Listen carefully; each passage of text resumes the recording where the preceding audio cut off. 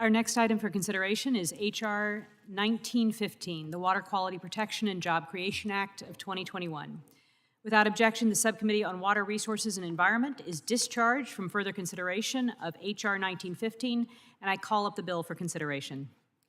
Without objection, the first reading of the bill is dispensed with, and the bill is considered as read and open for amendment at any point. I have an amendment in the nature of a substitute. The clerk will designate the amendment. Amendment in the nature of a substitute to H.R. 1915, offered by Ms. Bourdeaux.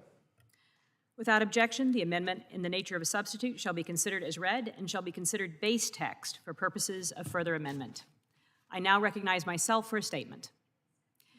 Thank you, Chair DeFazio, Chair Napolitano, and Representative Fitzpatrick for your bipartisan work on H.R. 1915, the Water Quality Protection and Job Creation Act of 2021.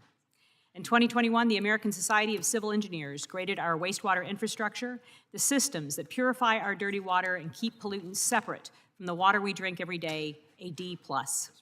As a college professor, I can assure you that a D+ is not the grade we should strive for as a country in any department, let alone in how we purify our water. We all know that water and wastewater infrastructure are foundational pieces of infrastructure that allow our communities to grow and develop while protecting our environment and our health. The Water Quality Protection and Job Creation Act authorizes billions of dollars in direct investment over the next 5 years to ensure that our communities have what they need to grow and fix problems with existing water infrastructure. H.R. 1915 includes $40 billion over 5 years in wastewater infrastructure investments through the Clean Water State Revolving Fund, which provides low-interest loans, loan subsidies, and grants to communities for wastewater infrastructure. The bill also requires states to distribute a minimum of 20% of their SRF funds to municipalities as grants to increase the affordability of wastewater infrastructure to local communities, especially those that struggle to repay traditional federal loans. It also establishes a new clean water grant program to invest in communities with failing septic systems and prioritizes funding to those communities that today lack access to adequate sewage treatment systems. While many think of this as a rural issue, even in suburban areas such as my own, vast neighborhoods, often low income, have been skipped for development or redevelopment because of their dependence on septic tanks and lack of wastewater, sewer, and water infrastructure that will allow significant housing and commercial development.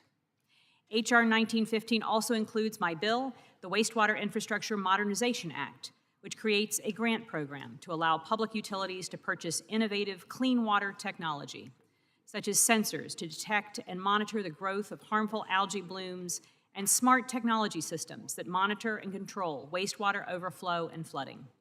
Such technology will modernize our water networks, lower upfront cost and ongoing operating costs for utilities, and improve the delivery of safe, reliable, clean water to our constituents, as well as prevent the environmental degradation of our waterways that endangers wildlife and the health of our communities. I appreciate that the committee has incorporated this important legislation into the underlying bill. All Americans deserve access to clean water, and the infrastructure support provided through this bill will be critical to the future economic development, health, and quality of life of so many in this country. I urge my colleagues to support H.R. 1915.